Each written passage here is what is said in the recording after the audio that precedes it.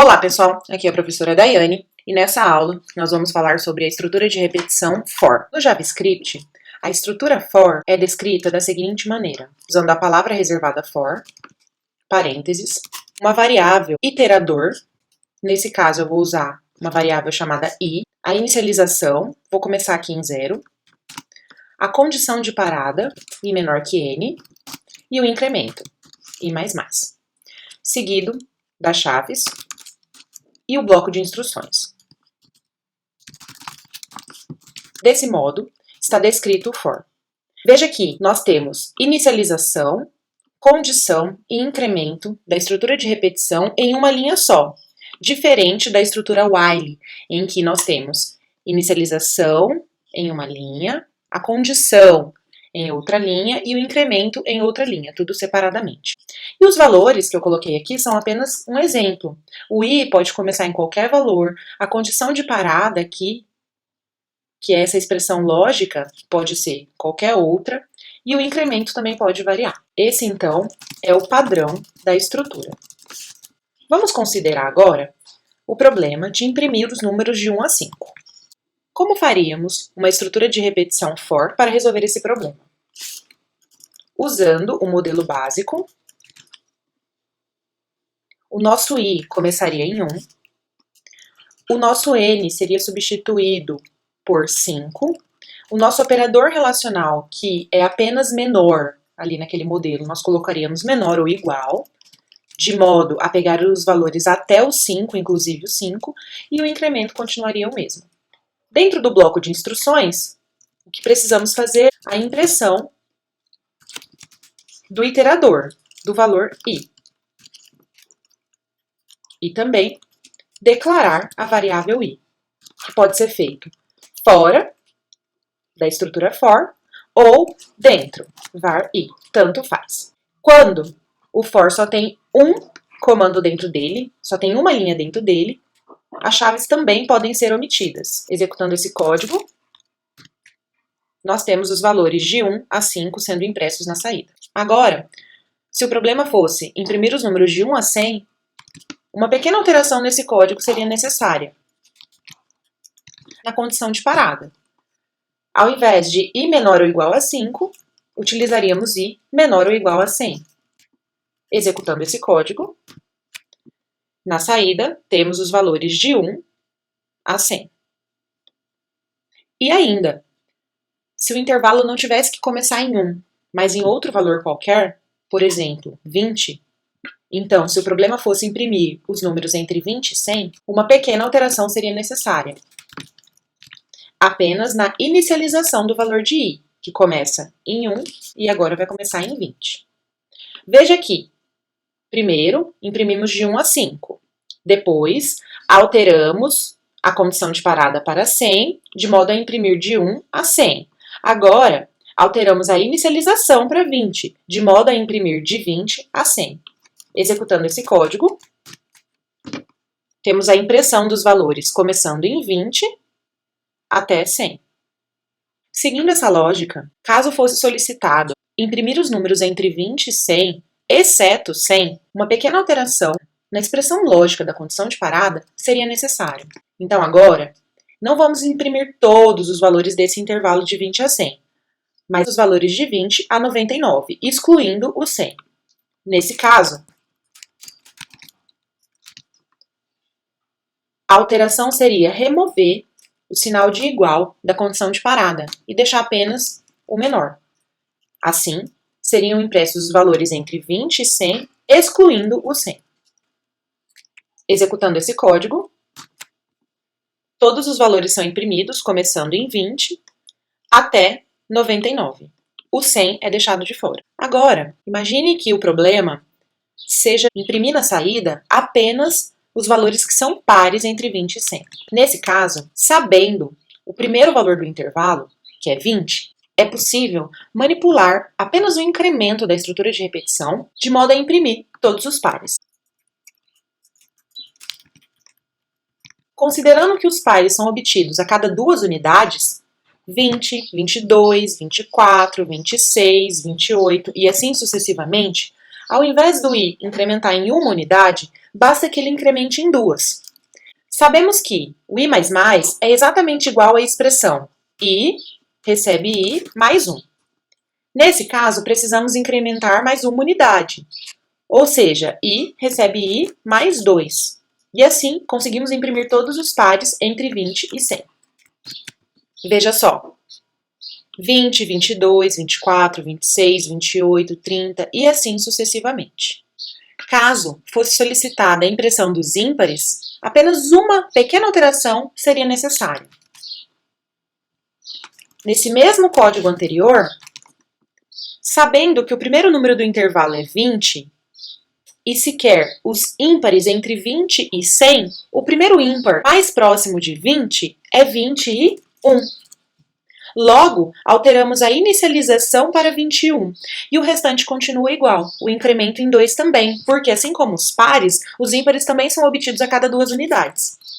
Executando esse código, temos todos os ímpares do intervalo, entre 21 e 100, que é a mesma coisa entre 20 e 100, porque 20 é par, então o primeiro ímpar desse intervalo é o 21. Então começa em 21, 23, 25, 27, 29 e assim sucessivamente até 99, que é o último ímpar desse intervalo. Nessa mesma lógica de pares e ímpares, é possível obter os múltiplos de 3, 5, 10. Vamos fazer um exemplo aqui, os múltiplos de 5. Usando o mesmo código anterior,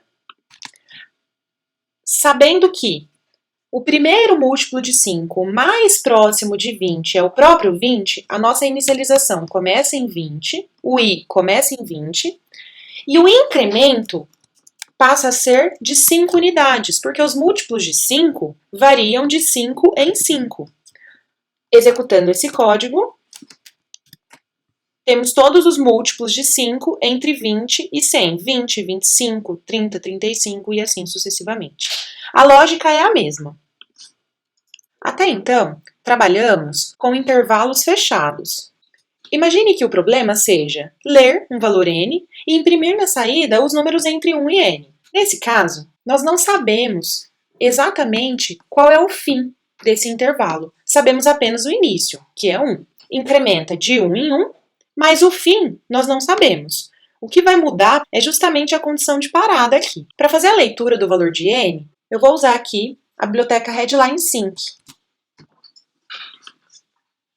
Nessa linha 43 é feita a importação da biblioteca e na linha 44 a leitura da variável n. E também a conversão da string lida do usuário com o valor n para um número através dessa palavra reservada number. Então, tendo lido o n do usuário, podemos estruturar o for. Nesse caso, a inicialização do i volta a ser 1, porque devem ser impressos os números entre 1 e n. E a condição de parada agora é o i ser menor ou igual a n. Veja que agora nós não temos mais uma constante aqui na condição de parada, nessa expressão lógica. Nós não temos mais um valor 100 ou 5. Nós temos uma variável. E o conteúdo dessa variável é aquele que o usuário informou. Outra alteração aqui é o nosso incremento, que volta a ser de 1 unidade. Executando esse código, o cursor fica pendente aqui na hora da execução, porque eu preciso informar um valor de n. Se eu informar o valor de n 5, o meu código deve imprimir na saída os valores de 1 a 5.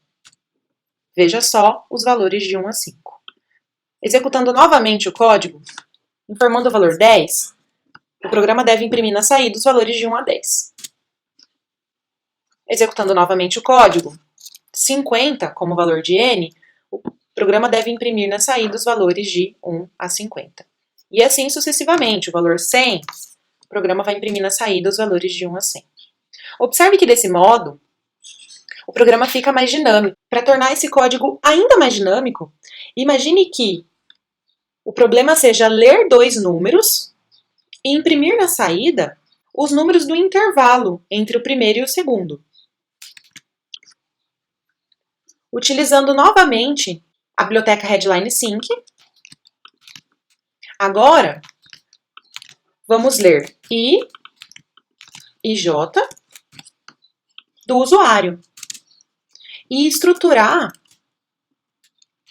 o for fazendo as devidas alterações. Nesse caso, nós vamos precisar de uma outra variável para ser o iterador do nosso for. Então, podemos chamar essa variável de iterador. Essa variável iterador, ela vai fazer o papel do i, que nós estávamos usando até então. O iterador vai começar em i, que é o início da sequência que foi informado pelo usuário, e vai até j. Então, nós vamos alterar a inicialização para começar em i e a condição de parada para ir até j. E o iterador continua incrementando em uma unidade. Na hora de imprimir, também não será mais impresso a variável i, e sim a variável iterador. Executando esse código, vamos informar o primeiro valor da sequência, i igual a 2, e o j igual a 10. Nesse caso, o programa tem que imprimir todos os números entre 2 e 10. Vamos ver? O primeiro número impresso é o 2 e o último é o 10. Vamos executar novamente. Imprimir entre 5 e 8.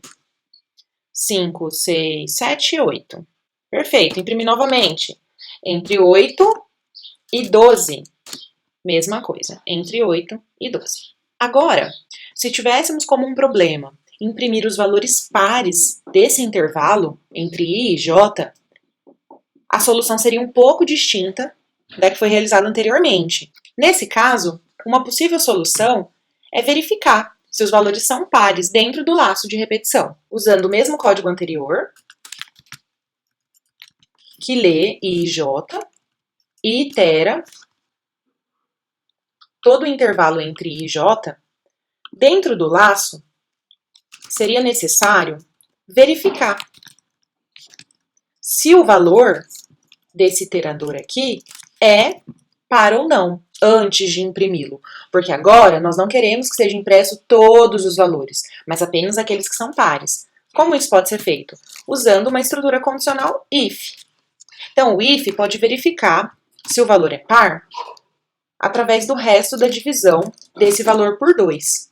Se o resto da divisão do iterador por 2 for 0, então ele é impresso na saída, porque ele é par. Se o resto da divisão por 2 não for 0, ele não é impresso na saída, porque ele é ímpar. Executando esse código, pensamos numa sequência entre 2 e 10. Os pares entre 2 e 10 são 2, 4, 6, 8 e 10. Executando novamente, entre 5 e 9. Os pares da sequência são apenas 6 e 8. Se fosse solicitada a impressão dos ímpares, seria muito parecido com o código anterior. A única alteração é que no lugar do sinal de igual, teríamos que usar o sinal de diferente. Executando esse código, pensando no intervalo entre 2 e 10, os ímpares entre 2 e 10 são 3, 5, 7 e 9. E os ímpares entre 5 e 9, 5, 7 e 9. Por hoje é só, pessoal.